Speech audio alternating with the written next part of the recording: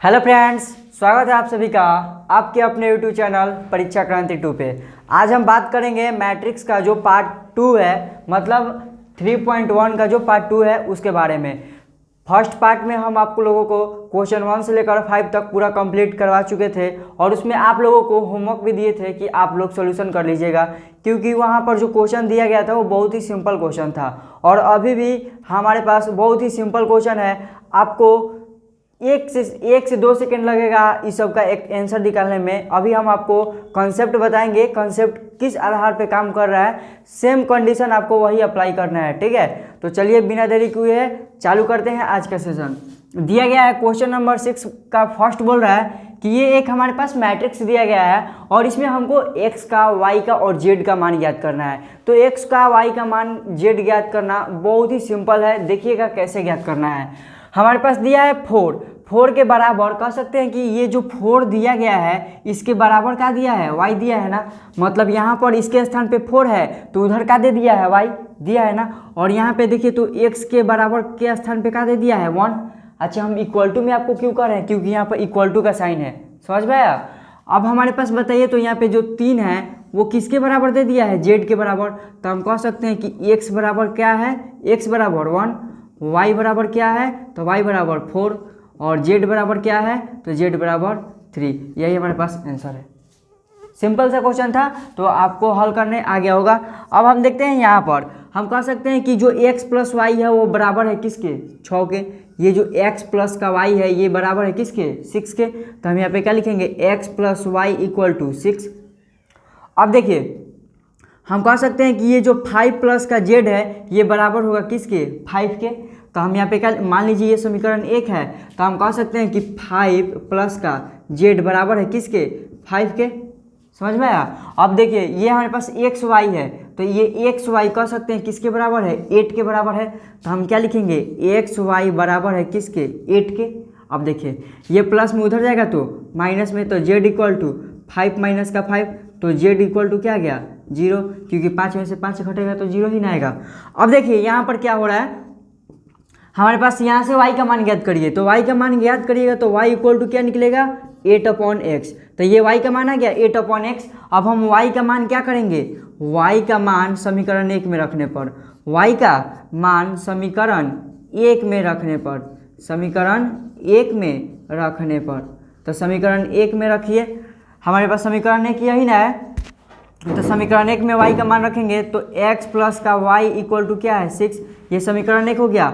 y का मान रख रहे हैं तो x प्लस का 8/x इक्वल टू 6। ये 8/x कैसे हुआ, यहाँ पर y का स्थान पे 8/x रखे हैं तो y के स्थान पे 8/x। यहाँ पे बटा में कुछ नहीं, क्या है 1, एलसीएम लेंगे तो x और 1 का एलसीएम क्या आएगा, x में अगर x से गुना करेंगे तो x² और 1 में अगर 8 से गुना करेंगे तो 8 ही होगा। इक्वल टू में क्या बचा है, 6। अब देखिएगा हमारे पास ये डिवाइड में है, उधर जाएगा तो इंटू में होगा ना, ये डिवाइड में उधर जाएगा तो इंटू में। तो हम कह सकते हैं कि x² प्लस का 8 बराबर होगा 6x के। तब हम कह सकते हैं कि ये x² ये प्लस में इधर आएगा तो माइनस में 6x और प्लस में 8 इक्वल टू क्या हो गया, 0। अब यहाँ से आप क्या करिएगा, यहाँ से आप गुणनखंड विधि लगाइए। गुना करने पर 8 और जोड़ने घटाने पर 6 आना चाहिए। गुना करने पर 8 और जोड़ने घटाने पर 6, तो x² माइनस का अगर 4x और माइनस का 2x प्लस का 8 कर सकते हैं इक्वल टू 0। आप लोग 10th में बहुत बढ़िया से पढ़े होंगे लोग गुणनखंड विधि। अब देखिए तो माइनस का 4 और माइनस का 2 जोड़ेंगे तो माइनस का 6 ही ना आएगा, और 4 दूना 8 गुना करने पर भी 8 ही आ रहा है। तो अब देखिए x कॉमन कर ले x, तो यहाँ पे बचेगा x, क्योंकि यहाँ पे 2 है तो 1 बाहर निकल गया तो 1 बचेगा। यहाँ से x बाहर तो यहाँ पे 4, और ये देखिए माइनस कॉमन करिए तो यहाँ पे अगर -2 भी कॉमन कर ले यहाँ पर तो यहाँ पे क्या बचेगा, x। और यहाँ पे हमको क्या करना है, प्लस, तो माइनस माइनस प्लस होगा ना, तो फिर क्या हो जाएगा यहाँ पर 4 इक्वल टू क्या हो जाएगा, 0। अगर नहीं कुछ बुझाए, सॉरी, यहाँ पे क्या करना पड़ेगा, माइनस। तो माइनस माइनस फिर ऐड करिएगा तो क्या हो जाएगा, प्लस। तो अब देखिए इसमें भी x-4, इसमें भी x-4 बाहर कर दे तो x- का 4 अगर बाहर करेंगे तो इधर क्या बचा, x, इधर क्या बचा 2 इक्वल टू कितना, 0। तो x बराबर 4 और x बराबर 2 मान आया ना। एक x का मान 4 आया और एक x का मान 2 आया। तो जब आप x और हमारे पास यही आंसर दिया गया है, x का मान आ ही गया, y का मान आ ही गया। अब यहाँ पे जब पुट करिएगा ये 8 का 8, x का मान यहाँ पे रखिएगा, x का मान एक बार 4 रखिए तो 4 रखिएगा तो एक बार 2 आएगा, और एक बार 2 रखिएगा तो हमारे पास कितना आएगा, 2 रखिएगा तो 4 आएगा। तो आप रख लीजिएगा, यही हमारे पास क्या है, इसका आंसर है। अब हम बात करेंगे क्वेश्चन नंबर 3 का। ये हमारे पास 6 का 1 नंबर था, 2 नंबर, और क्वेश्चन नंबर 3। यहाँ पे देखिए तो x plus Y plus Z के बराबर है क्या चीज़, 9। तो हम कह सकते हैं कि x plus Y plus Z बराबर है किसके, 9 के। तो और ये हमारे पास क्या दिया है, और ये दिया है y प्लस जेड बराबर है, y प्लस जेड बराबर है किसके, 7 के। तो हम क्या लिखेंगे, 7। अब x प्लस जेड बराबर है किसके, 5 के। क्या है, x प्लस जेड बराबर है किसके, 5 के। तो यहाँ पे लिखेंगे x प्लस जेड बराबर है किसके, 5 के। तो अब देखिए ये हमारे पास कह सकते हैं कि ये जो y प्लस जेड है इसके स्थान पे क्या रख सकते हैं, 7। तो देखिए तो ये y प्लस जेड है, इसके स्थान पे 7 रख दे, इक्वल टू क्या हो गया, 9। तो हम कह सकते हैं कि x इक्वल टू 9, ये प्लस में उधर जाएगा तो माइनस में, तो x इक्वल टू क्या हो जाएगा, 2। यही हमारे पास क्या रहा, इसका आंसर रहा, x का मान निकल गया। अब अगर x का मान अगर यहाँ पर रख दे, x का मान यहाँ पर रखेंगे तो x का मान 2 आया है ना, तो यहाँ पर 2 रखेंगे, 2 प्लस का z इक्वल टू क्या हो जाएगा, 5। 2 प्लस का z इक्वल टू 5।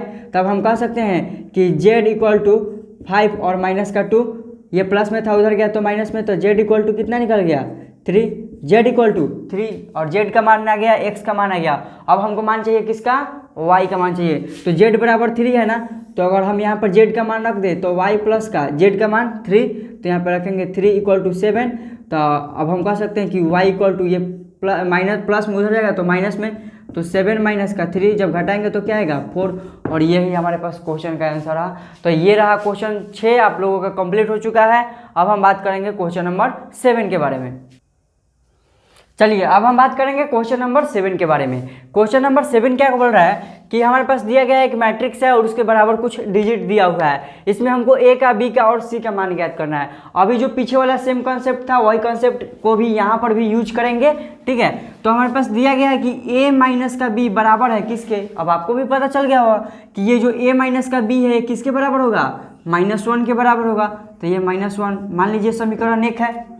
अब हम कह सकते हैं कि ये जो 2a माइनस का b है वो बराबर है किसके, 0 के। तो यहाँ पर क्या हो जाएगा, 2a माइनस का b इक्वल टू क्या हो जाएगा, 0। मान लीजिए समीकरण क्या है, 2 है। उसके बाद हम कह सकते हैं कि 2a प्लस का c, 2a प्लस का c बराबर है किसके, 5 के। 2a प्लस का c बराबर है किसके, 5 के। और हमारे पास एक और बराबर हो जाएगा 3c प्लस का d, 3c प्लस का d वो बराबर है किसके, 3c प्लस का d वो किसके बराबर है, 13 के बराबर है। तो यहाँ पे क्या हो जाएगा, 13 हो जाएगा।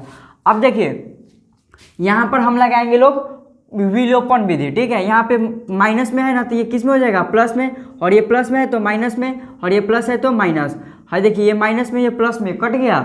अब देखिए a में से माइनस का 2a घटाइएगा तो माइनस का a ही ना बचेगा, और इक्वल टू है तो इक्वल टू। अब एक में से -1 में से 0 घटा दीजिएगा तो क्या बचेगा, -1, तो माइनस से माइनस कट गया तो a इक्वल टू कितना आ गया, 1।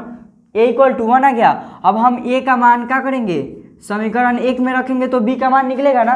तो a का मान समीकरण 1 में रखिए या समीकरण 2 में रखिए, आप दोनों में से किसी में भी रखिएगा तो मान वही आएगा।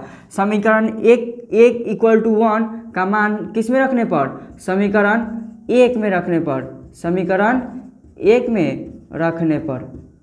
तो रखिए तो समीकरण 1 क्या है, दिया गया है कि a माइनस का b बराबर है किसके, -1 के। तो a का मान 1 आया है ना, तो 1 माइनस का b इक्वल टू माइनस का 1, ये प्लस में उधर जाएगा तो माइनस में, तो माइनस b इक्वल टू -1 और -1, ये प्लस में था उधर गया तो माइनस में हो गया ना। तो अब देखिए हमारे पास माइनस का b equal to minus minus plus, तो माइनस का 2 होगा, और ये माइनस से माइनस कट गया तो b इक्वल टू कितना निकल गया, b का मान कितना आ गया, 2, a का मान 1, b का मान 2।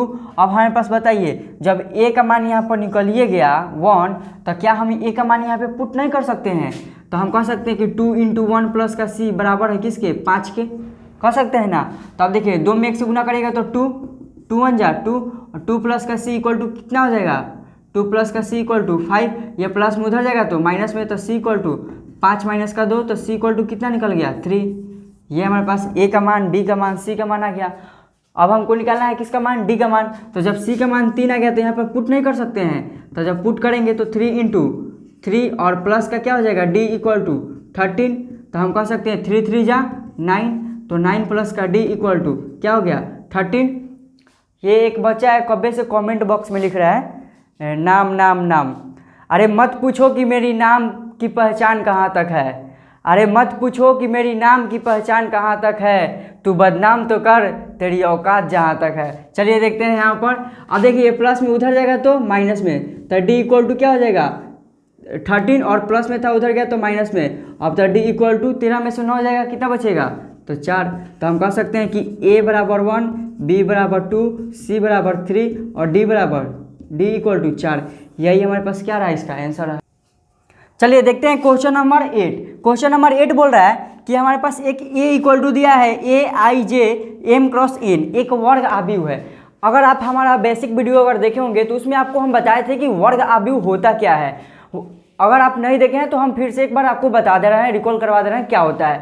वर्ग आव्यूह एक ऐसा आव्यूह होता है जिसकी पंक्ति तथा स्तंभों की संख्या क्या होती है, समान होती है। उसी को हम क्या बोलते हैं, वर्ग आव्यूह बोलते हैं। मतलब हमारे पास जो पंक्ति होगा, सपोज डेट हमारे पास कोई मैट्रिक्स दिया गया, अगर ये 2/3 का है और ये अगर मैट्रिक्स अगर 3/2 का है और ये अगर मैट्रिक्स हमारे पास 2/2 का है, तो इसमें से आपको बताए थे कि जिसके पंक्ति और स्तंभों की संख्या समान हो उसी को हम क्या बोलते हैं, वर्ग आव्यूह बोलते हैं। ठीक है, तो ये हमारे पास इसमें पंक्ति और स्तंभ अलग अलग है, इसमें भी हमारे पास पंक्ति और स्तंभ क्या है, अलग अलग है। लेकिन यहाँ पर देखिए पंक्ति भी सेम, स्तंभ भी सेम। मतलब हम कह सकते हैं कि यहाँ पर m बराबर है किसके, n के। तो हम कह सकते हैं कि यही एक हमारे पास क्या है, वर्ग आव्यूह है। तो आप लोगों के ऑप्शन में दिया गया है ऑप्शन सी, आप उसको टिक आउट कर लीजिएगा। अब क्वेश्चन नंबर देखते हैं 9 के बारे में। चलिए क्वेश्चन नंबर हमारे पास स्क्रीन पे है, बोर्ड पे है, क्वेश्चन नंबर 9। क्वेश्चन नंबर 9 बोल रहा है कि ये हमारे पास एक मान दिया गया है। अब आप कहिएगा कि सर ये इक्वल टू में तो है ही नहीं, आप इक्वल टू में कैसे कर दिए हैं। तो देखिए उसमें नीचे लिखा गया है कि ये आपस में एक युग्म दूसरे के क्या है, समान है। समान का मतलब होता है बराबर है। ठीक है, तो अब हमको यहाँ से x का y का और क्या चीज़ है, x और y, सिर्फ x और y का मान ज्ञात करना है। किसका मान ज्ञात करना है, x y का ही मान ज्ञात करना है। अब देखिए हम कह सकते हैं कि 3x प्लस का 7 बराबर है किसके, 0 के। ये जो 3x प्लस का 7 है ये बराबर होगा किसके, 0 के। अब हम कह सकते हैं एक और यहाँ से उठा लीजिए, 2 माइनस का 3x बराबर होगा किसके, 4 के। तो हम कह सकते हैं कि 2 माइनस का 3x बराबर होगा किसके, 4 के। और हम क्या कह सकते हैं कि ये जो y प्लस 1 है ये बराबर होगा किसके, 8 के। तो हम कह सकते हैं यहाँ पर कि y प्लस का 1 बराबर होगा किसके, 8 के। तो अब देखिए इसको हल करते हैं। ये हमारे पास 3x है, तो हम कह सकते हैं कि 3x इक्वल टू माइनस का 7, ये प्लस में था उधर गया तो माइनस में। तो हम कह सकते हैं कि x इक्वल टू माइनस का 7/3। ये हमारे पास इंटू में था, ये तो डिवाइड में हो गया। अब यहाँ से निकालिए। अब देखिए यहाँ से y का मान निकालिए, तो ये प्लस में उधर जाएगा तो माइनस में, तो 8 माइनस का 1। तो हम कह सकते हैं कि y इक्वल टू कितना निकल गया, 7। तो y का तो मान 7 आ गया। और यहाँ से देखते हैं कि अगर हमारे पास x का मान इतना ही आएगा, देखिए चेक करिए। तो अब हम कह सकते हैं कि ये प्लस में उधर जाएगा तो माइनस में, तो इधर बचेगा माइनस का 3x इक्वल टू 4 माइनस का 2, ये प्लस में था उधर गया तो। अब देखिए ये माइनस का 3x, 4 में से 2 गया 2। तब हम कह सकते हैं कि x equal to 2 upon minus का 3, 2 अपॉन माइनस का 3। तो हाई देखिए, तो यहाँ पर x का मान कुछ दूसरा आया है और यहाँ पर x का मान दूसरा आया है। अच्छा आप ही बताइए कि क्या एक बेटे का 2 बाप हो सकता है, ऐसा हो सकता है, नहीं ना हो सकता है। तो आप जो x है उसका 2 का मान हो सकता है, ऐसा नहीं ना हो सकता है। तो इसीलिए इसका ऑप्शन क्या हो जाएगा, इसको ज्ञात करना संभव नहीं है, इसको ज्ञात करना संभव नहीं है, ज्ञात करना संभव नहीं है। ठीक है, तो ये रहा क्वेश्चन। और आगे तो क्वेश्चन नंबर 10 है कि हमारे पास एक 3/3 का एक मैट्रिक्स दिया गया है। तो पहले हम यहाँ पर एक 3/3 का एक मैट्रिक्स बना लेते हैं। ये मान लीजिए कि हमारे पास ये क्या है, एक 3/3 का मैट्रिक्स है। यहाँ पे कोई अंक, यहाँ पर कोई डिजिट दिया होगा। ठीक है, ये हमारे पास 3/3 का कोई मैट्रिक्स है, इसमें हमारे पास मान नहीं दिया गया है। बोल रहा है कि ये कुल कितनी संख्याएं होगी जिनके प्रत्येक प्रविष्टि 0 या 1 हो। मतलब इसके कहने का उद्देश्य है कि यहाँ पर जो हमारे पास प्रत्येक प्रविष्टि क्या है, या तो वो 0 है, या तो वो क्या है 0 है, या तो वो 1 है। प्रविष्ट का मतलब होता है संख्या। आप यहाँ पर एक के स्थान पे आप कितने बार पुट कर सकते हैं इसको, एक के स्थान पे आप 0 भी रख सकते हैं एक बार, और एक बार 1 भी रख सकते हैं, तो उसी को बोलते हैं प्रविष्ट बोलते हैं, एक तरह से बोले तो संख्या बोलते हैं। तो अब हमारे पास बताइए कि प्रत्येक प्रविष्ट 0 या 1 है, तो कुल प्रविष्ट क्या होगा, कुल प्रविष्ट होगा आपका 2, एक तो 0 और एक 1, तो 1 और 1 कितना हो गया 2। अब हमारे पास बोल रहा है कि अवयवों की संख्या। अब आप ही हमको बताइए कि जब हमारे पास अगर 2/2 का मैट्रिक्स हो तो उसमें कुल अवयव कितने होते हैं, तो अवयव होता क्या है, अवयव में उपस्थित प्रत्येक संख्या को क्या कहते हैं, अवयव कहते हैं। आप हमारा बेसिक वीडियो जाकर के देखिएगा, उसमें हम आपको पूरा अच्छा से एक्सप्लेन किए हैं। तो अब हमारे पास 3/3 का है, तो आप ही इमेजिन करिए यहाँ पर कि हमारे पास कितने अवयव होंगे, 1 2 3 4 5 6 7 8 9, तो हमारे पास टोटल अवयवों की संख्या कितना हो जाएगा 9। हमसे पूछ क्या रहा है कि अवयव की संख्या क्या होगा, तो आपको यहाँ पर एक फार्मूला मिस्टेक हुआ है, यहाँ पे लिखे हैं कि अवयव की संख्या इक्वल टू क्या होता है, प्रविष्ट की संख्या अपॉन पावर में उसके क्या होता है, अवयवों की संख्या होता है। ठीक है, ये इसका क्या है, एक तरह से इसका ये क्या है, इसका सूत्र है, ये क्या है, सूत्र है। तो इसी सूत्र को हम लोग यूज करेंगे।